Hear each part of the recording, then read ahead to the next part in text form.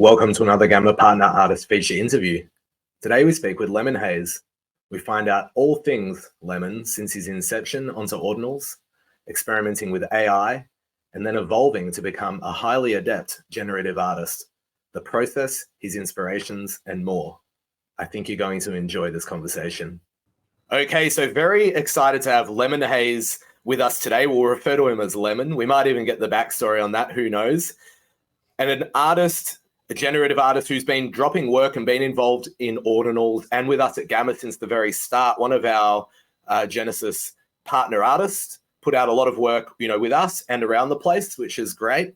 Has certainly evolved and been learning and isn't afraid to speak his mind, which I think is very important. It's great that people can be themselves and express themselves. But enough from me. Lemonhaze, or Lemon, I'd love for you to introduce yourself.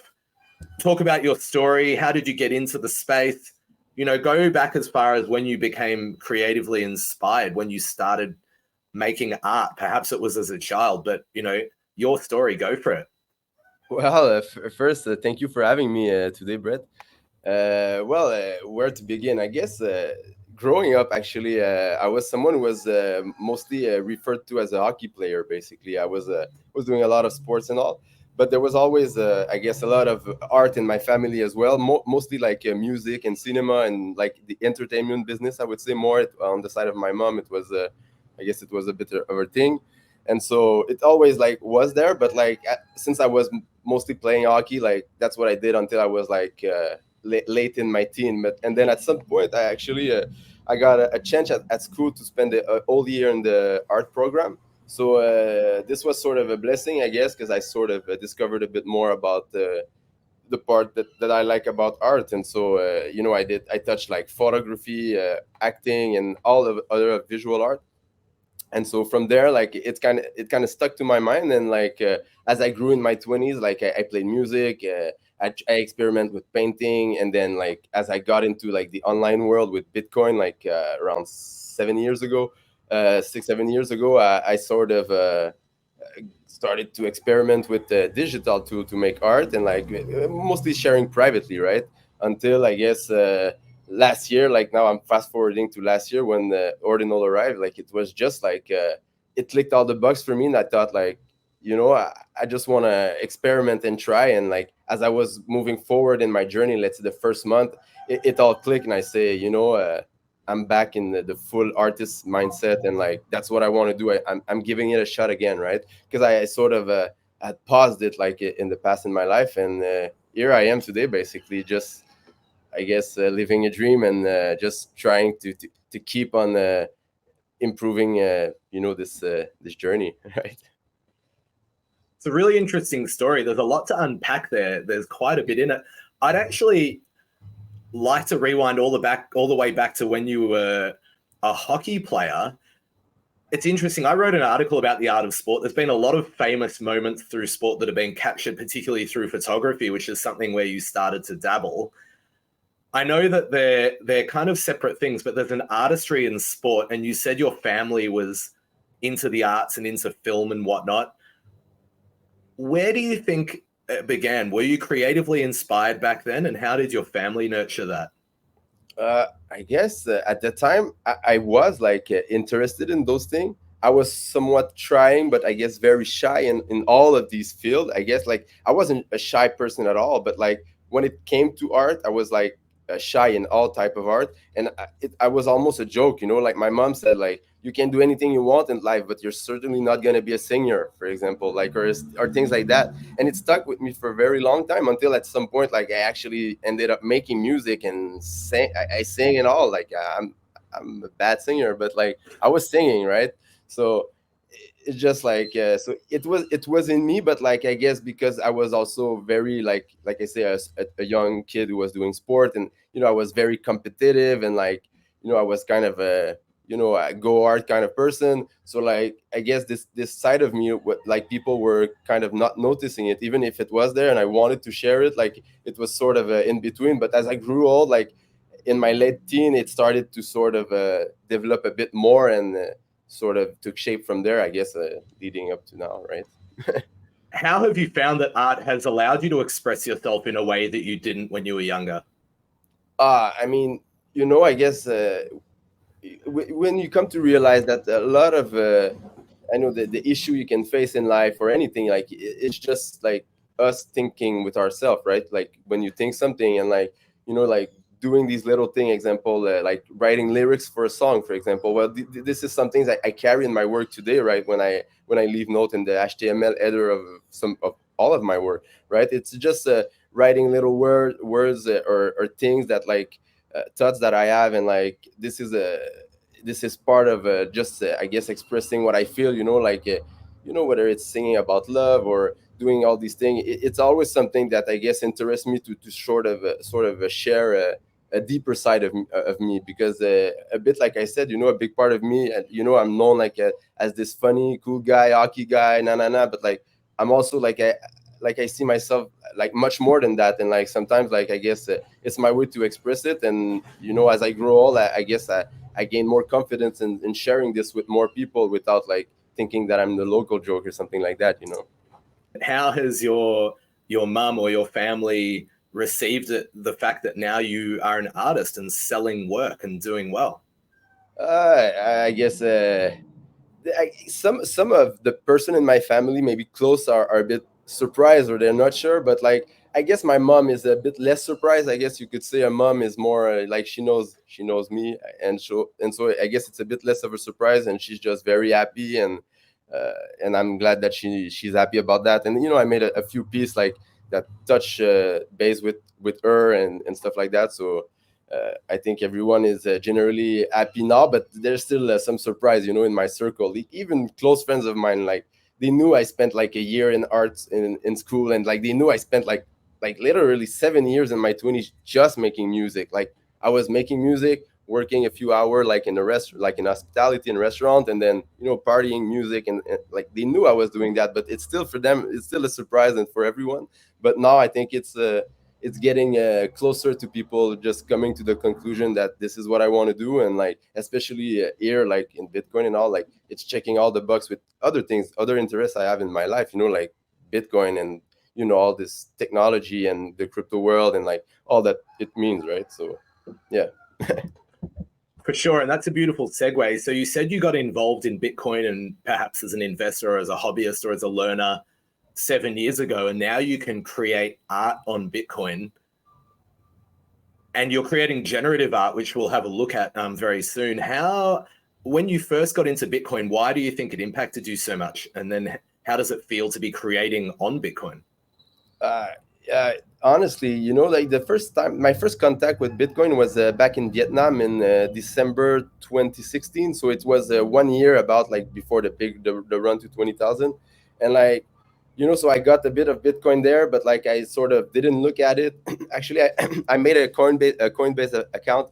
I couldn't even like withdraw from it because I was Canadian. And like, so they ended up staying in a wallet, and like I didn't touch for like another 6 months. And then it's when I was in Australia on Hamilton Island, actually, that a French guy, like I was trading forex, and he's like, "Oh, you should trade like crypto," and I'm like, like for me, crypto sounds like long term, but like he sort of insisted so much to a point that I ended up like reading the white paper. And, like he was talking about trading, and I just wanted to understand the thing first, and like the white paper was like, even if I'm not a tech person at all, like it was like really like.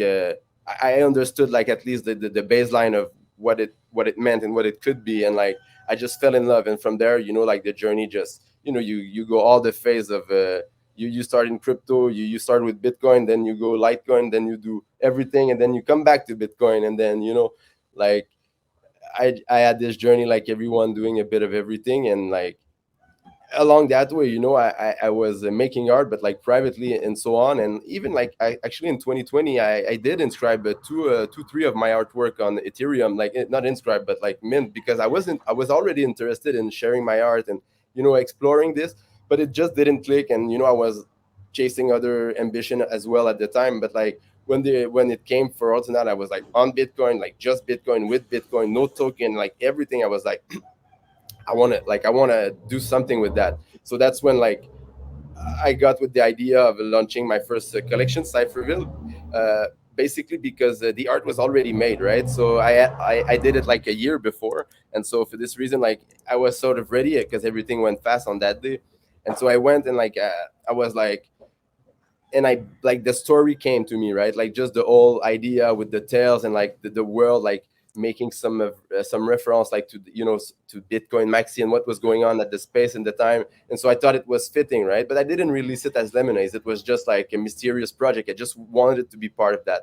But as time went on, like the idea of recording on Bitcoin was just like was really strong, and so wanted to do maybe things that were more like what we discussed a bit earlier, where I leave note and like it's more about, I would say, myself, right, the art, and about it's more personal, I would say, than Cypherville, which is more fictional, right? So it's a bit different. It's also a different aspect of me which I like to explore. But so for me, it was really important to transition to what is more, I would say, more me. And on Bitcoin, it just felt like click, click, click. Like it's a great opportunity, I think, to have the chance to like sort of record our work, our body of work as artists, but all kind of thing as well, on what is potentially going to be the longest and most immutable digital ledger, like for a very long time. And this is just it's so obvious that it's hard to explain in a way, because it's just so cool.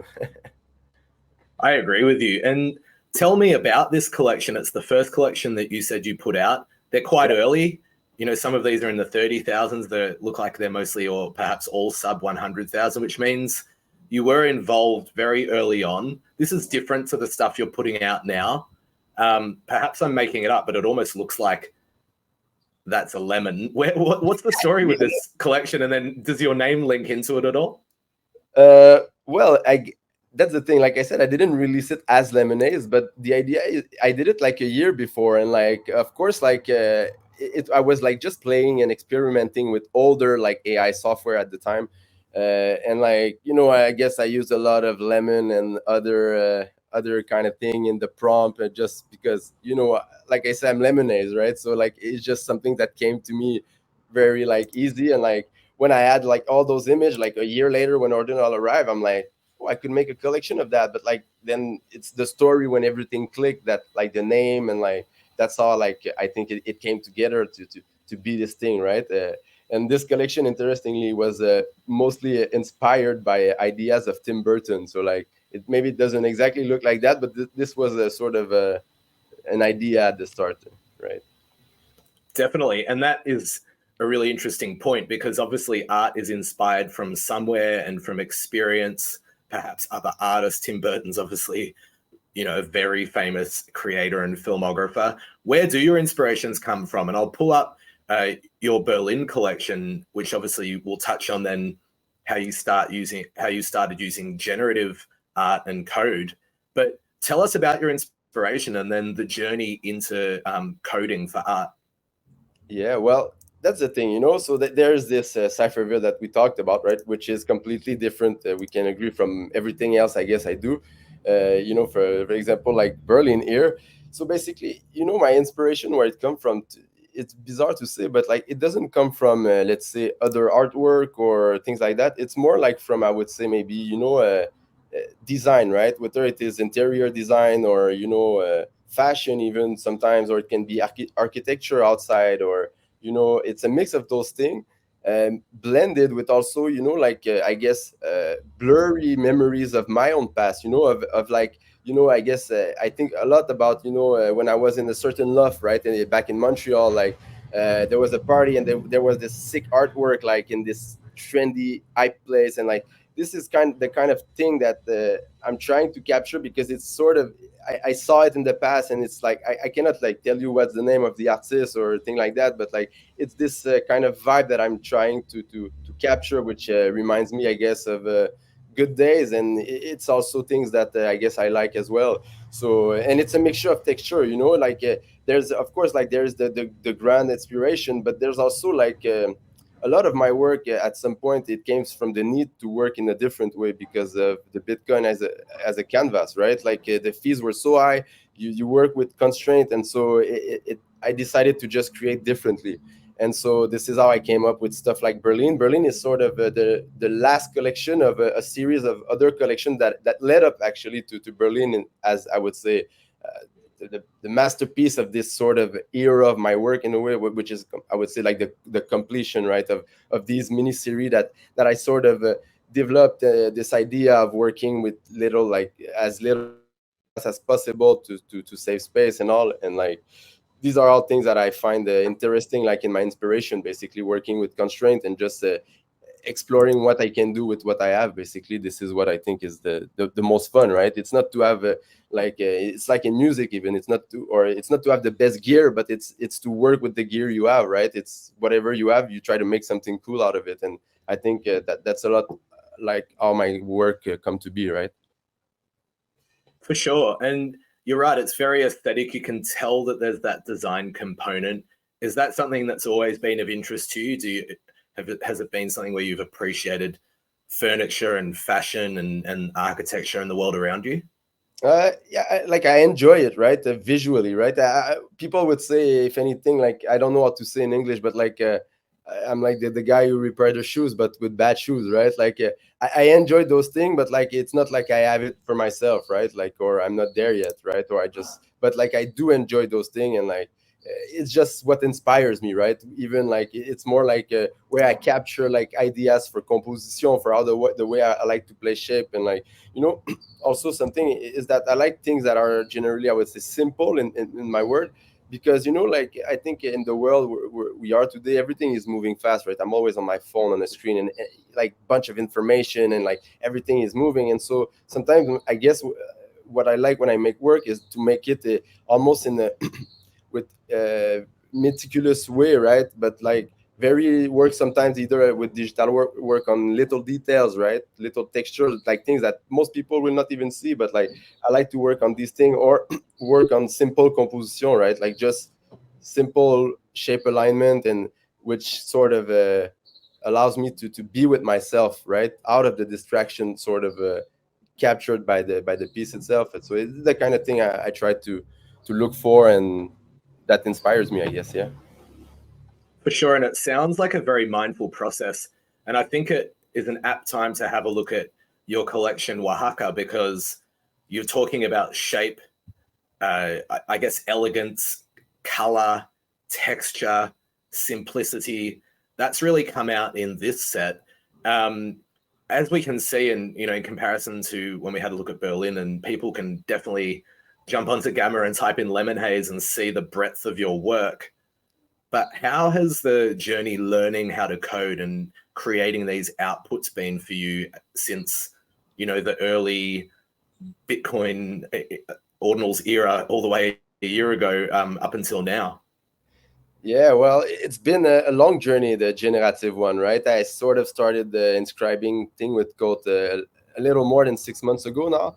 And like this, Waka in this case is in the middle of that journey. And it was actually a game changing moment for me, because I understood the new ways with this specific series, which I was very happy, and that really helped me moving forward. But it's really a constant progress process, because for me, I'm not a coder. So like of course at the base, before everything, like I did like some HTML page and like some copy paste script, and like I deployed a contract on Ethereum, like following steps, and very basic. I'm not starting from zero, but I'm not a coder at all. So like, but obviously now with ChatGPT, it helps a lot. So it's really a work of communicating the idea correctly, and it's through a lot of iteration, right? Like you go back and forth nonstop to fine tune things, and you work in the code to fine tune things, and like really learning how to build like an artwork, right? Like what are the steps, like what do you need, and like so for me it was about all figuring these stuff out, like one by one, and I'm still kind of doing that little by little,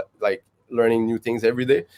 But like for me, it's really a journey of learning to sort of I would say integrate new stuff that I learn as I go. So like if you check my generative series, you're gonna see that it starts more basic in a way, and that little by little it evolved, because I'm sort of carrying the knowledge I get into the next series, right? To sort of improve a bit, like the old craft, right? And I think this is one of the things I find the most interesting also about recording this, right? Is to see the evolution and the progression of the work, and I think this is really cool.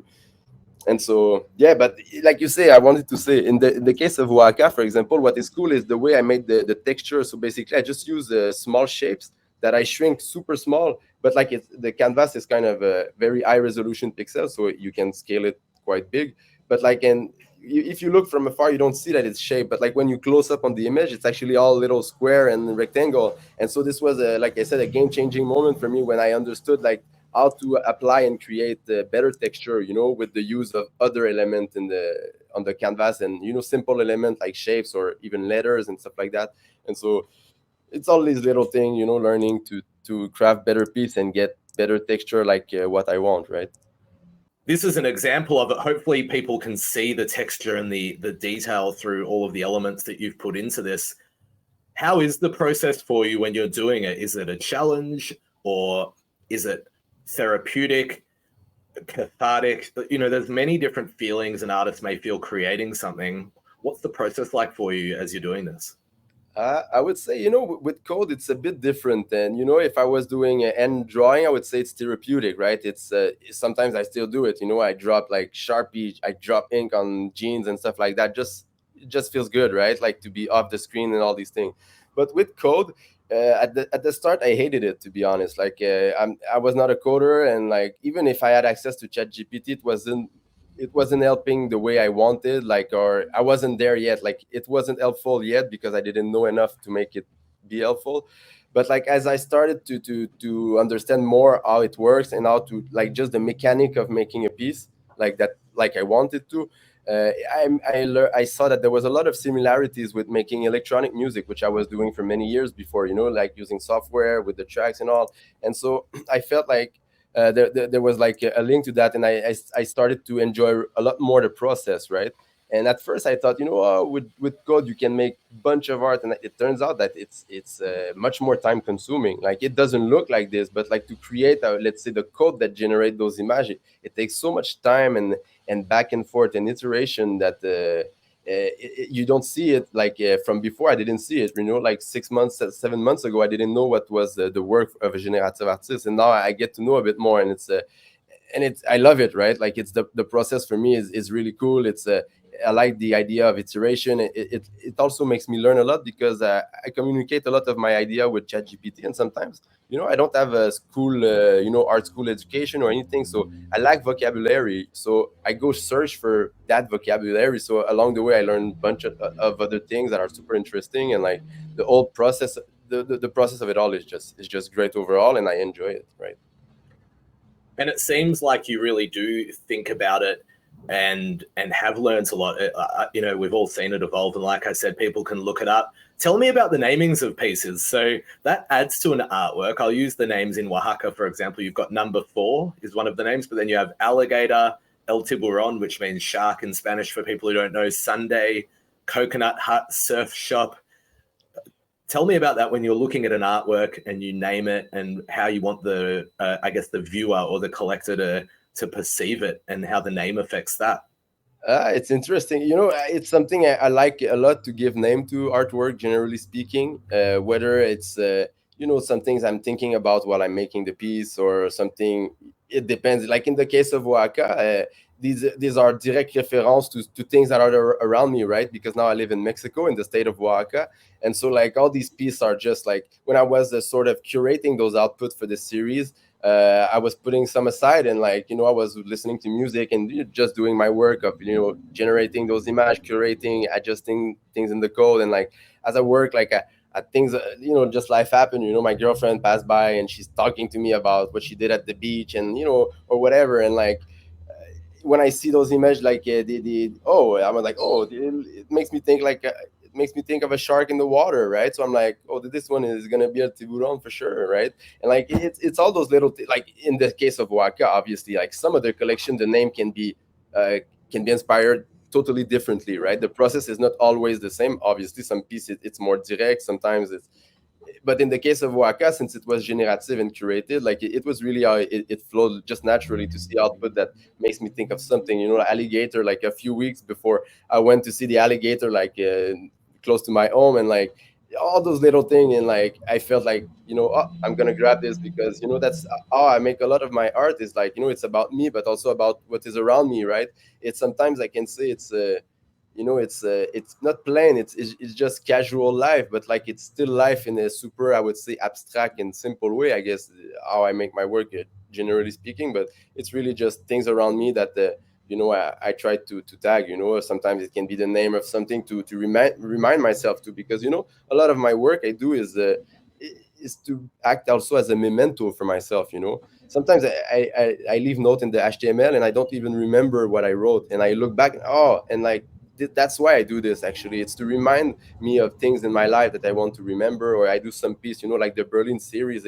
It's to remind me of that trip I did in Germany, well, in Berlin. I just stayed in Berlin, and like it was an epic time, right? It was like one of moments of my life, and like all kind of things like that. And I think it's a great opportunity with Bitcoin and to do this, and like now with parent child, like that's incredible. Like this is super cool for provenance and all these things. So yeah.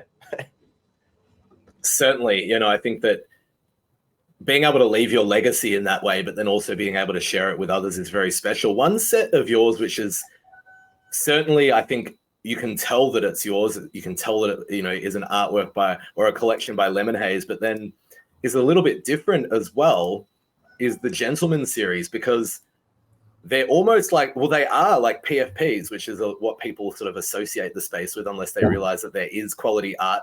But there's then the artistic element to them. What was the thought process behind almost, I guess, weaving that PFPism that exists with more fine art and this collection? Well, there's a bunch of things. The Gentlemen, they happen at a turning point, right? I think they are the first series that I released as Lemonhaze, right? And so when this happened, like I was like in between two phases, right?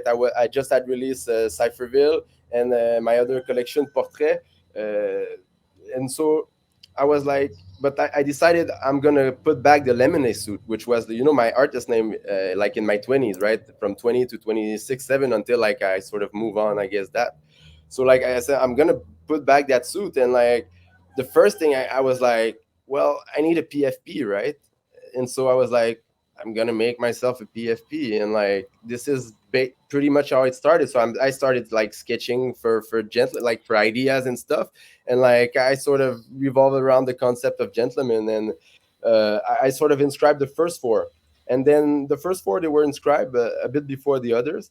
Well, they were all inscribed differently, but like at that moment I was still thinking about exactly what do they mean to me. And like this is at that moment, things were going on in my personal life and all, and like this is really where the old story and the old, I would say, meaning for the gentleman start, and this is like what it means today. And at the end of the day, it's about the greater idea. It's about becoming a better person.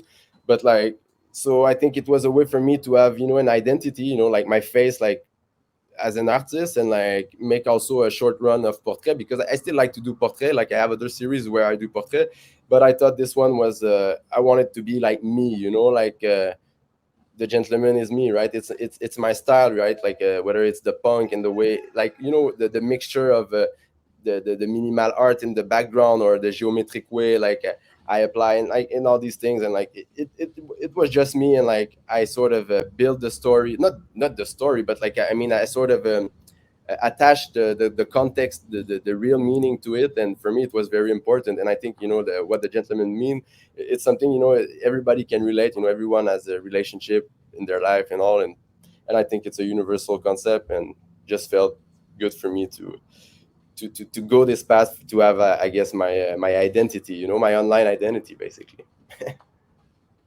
No, I know it really is that. And I think that that mix, or that weave between fine art and a PFP, and creating one for yourself and creating your online identity and digital identity and then putting it on Bitcoin is very special. Let's have a look at your prints that you've created as a Gamma partner artist. Yeah. I'll just pull them up. So you're one of our partner artists. It's a real pleasure to have you on the program.